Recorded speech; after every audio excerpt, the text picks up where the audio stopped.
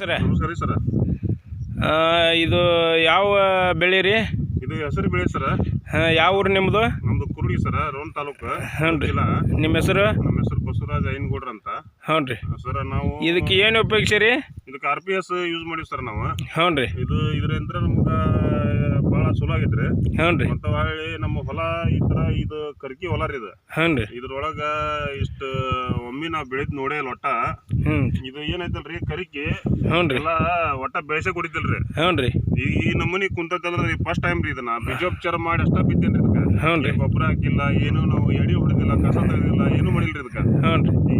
ಹಿಂಗೈತ್ರಿ ಇದು ಹ್ಞೂ ರೀ. ಹೊಲ ಬಿತ್ತಿಂದ ಏನೈತಿ ನಿಮಗೆ ಬೆಳೆ ಹೆಂಗೆ ಅನ್ಸಾಕತ್ತೈತ್ರಿ? ಬೆಳಿ ನೋಡ್ರಿ, ನೀವ ನೋಡ್ರಿಲ್ಲ ಹೆಂಗ ಬೆಳಿ ಒಟ್ಟ ಈ ನಮೂನಿ ಒಮ್ಮೆ ಕುಂತೇ ಇಲ್ರಿ ಇದು. ಹ್ಞೂ ರೀ. ಹುಟ್ಟಿ ಇಷ್ಟ ಹತ್ರ ಆದ್ರೂ ಹ್ಞೂ ರೀ. ಹೊಲದಾಗ ಇಷ್ಟು ನಾವು ಬೆಳಿ ನೋಡೇ ಇಲ್ಲ. ಹ್ಞೂ ರೀ. ಫಸ್ಟ್ ಟೈಮ್ ಈಗ RPS ಹಾಕಿಂದನ ಇದು ಎಷ್ಟು ಬೆಳೆದ ನಮಗೆ. ಹ್ಞೂ ರೀ. ಅದಕ್ಕೆ ನೋಡ್ರಿ, ಎಲ್ಲ ರೈತರಿಗೂ ಏನು ಹೇಳಕ್ಕೆ ಇಷ್ಟಪಡ್ತೀರಿ? ಎಲ್ಲರಿಗೂ ರೈತರಿಗೆ ನಾವು ನಮ್ಮ ಹೊಲದಾಗ ಹಿಂಗ ಬೆಳೆದೈತಿ, RPS ಹಾಕಿದ್ವಿ, ಹಿಂಗಾಗೈತಿ ಅಂತ ನಾವು ಎಲ್ಲರಿಗೂ ಹೇಳಿವ್ರಿ. ಹ್ಞೂ ರೀ. ಎಲ್ಲರೂ ಚಲೋ ಐತಿ ಅಂತ ಹೇಳ್ರಿ. ಹ್ಞೂ ರೀ. ಅವ್ರು ಏನು RPS ರೆಡಿ ಮಾಡಿರಲ್ರಿ, ಅವ್ರಿಗೆ ನಾವು ಒಂದು ಧನ್ಯವಾದಗಳನ್ನು ಹೇಳ್ತೀವಿ ಅವ್ರಿಗೆ. ಹ್ಞೂ ರೀ. Thank you. ಹ್ಞೂ ರೀ.